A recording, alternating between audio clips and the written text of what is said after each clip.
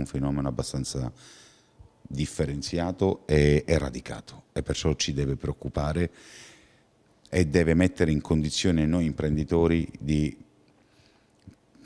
analizzare tutte le cause prima e le altre soluzioni prima di intraprendere una strada che è un vicolo cieco.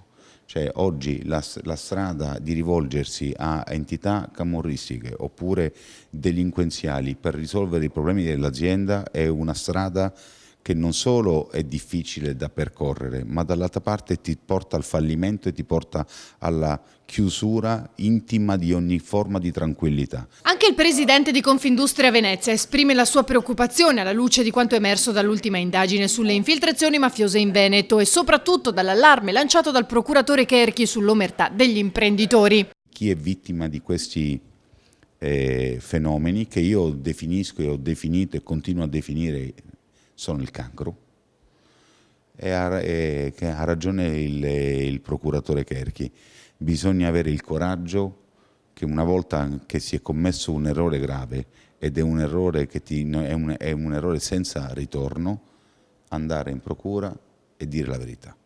E dire la verità, perché ci si salva personalmente, ma soprattutto si salvano tanti altri colleghi e tante altre persone.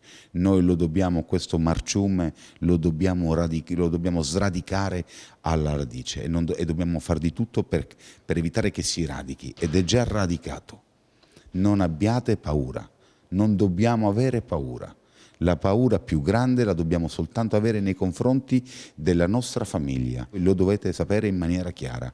Nel momento in cui si inizia a interloquire con queste persone, la tranquillità familiare sparisce ed è inaccettabile. E noi abbiamo il dovere di esservi accanto. Perciò venite da noi prima, andate in procura dopo o durante, ma evitate di essere omertosi, perché l'omertà vi ucciderà.